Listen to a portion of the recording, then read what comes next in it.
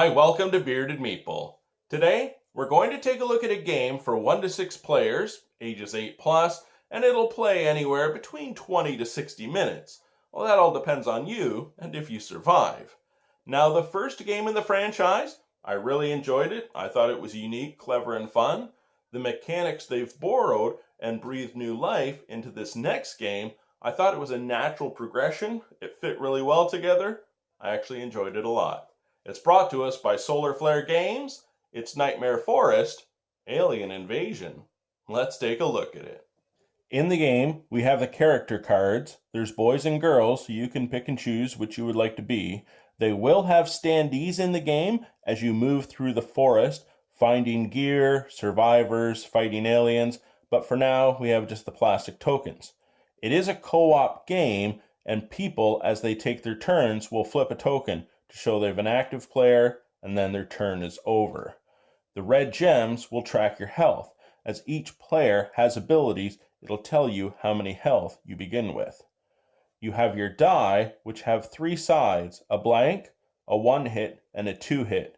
You'll be using these to fight the aliens, but also rolling for modifiers during the game as well. There's also tokens that you'll be adding to cards for +1 and modifying cards through the game. You're going to be able to get gear. Now, gear is important as you fight things, but you do have to be careful because things do make sounds and you may attract more aliens to you as you battle something else. Now, being a co-op game as well, one person dies, you all lose, and you only have so much time to do this. As there is a chart, you'll move the skull per round. If you want it easy, you start at 9 rounds. Difficult, start at 7. We have cheat sheets to help you through the game, and then we have the forest itself. There's 4 different levels of things in the forest: aliens, bystanders, gear, and other things that you will come across. Let's take a look at the setup and the gameplay. When it comes to the layout, physically, I wouldn't be able to get it all on screen, so I'm just going to show you this chart. For each player from each deck, you would draw 2 Tier 1 cards, 2 2s, 2 3 cards, and 1 4. You shuffle them all together in one stack and then lay them out randomly, so the forest will always be different every game you play.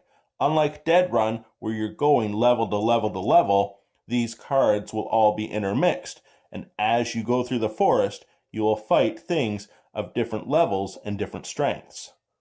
So we've set up for a 2-player game.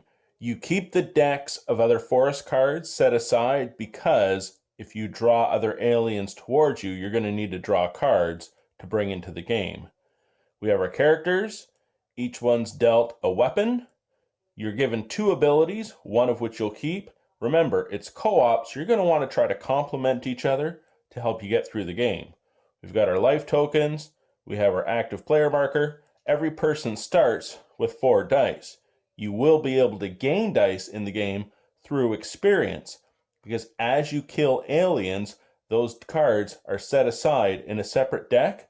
Their values will total up, and you'll be able to spend experience to level up characters, re-roll, and do other things in the game.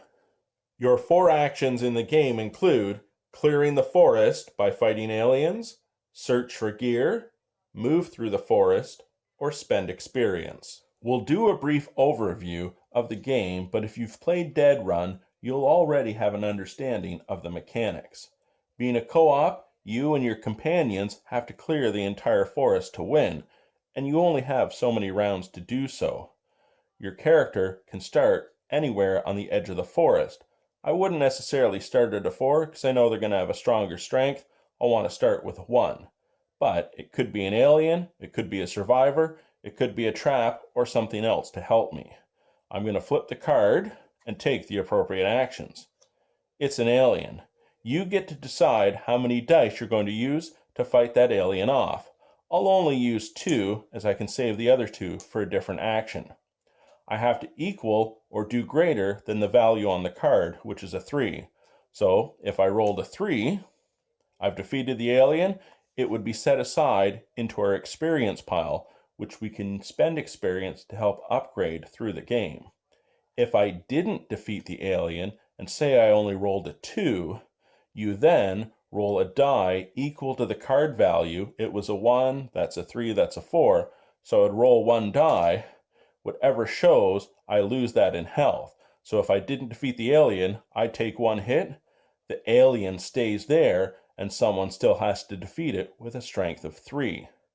As you're going through the forest, moving horizontally and vertically, sometimes you'll be able to move diagonally. You're trying to defeat the aliens, clear the forest, do so before you get to the skull, and hopefully win the game. And don't forget to use your abilities and the gear. They're really going to help you fight these little buggers. And that, my friends, is Nightmare Forest: Alien Invasion. Now, I don't want you to judge a book by its cover because this is just a prototype, not final production quality, which I'm sure will be fantastic regardless. And as I also said, they did borrow some of the main mechanics from Dead Run, which worked great, and hey, if it ain't broke, don't fix it. But by making this game a co-op and the new life they breathed into it, I thought it was great, and I actually enjoyed it better than the first game they did. I like the decisions you have to make. I like the idea of going for the experience, looking through the woods for the aliens, getting the gear, because hey, in a co-op, you play together or you die together. I enjoyed it. I hope you get a chance to check it out. I'll talk to you again soon.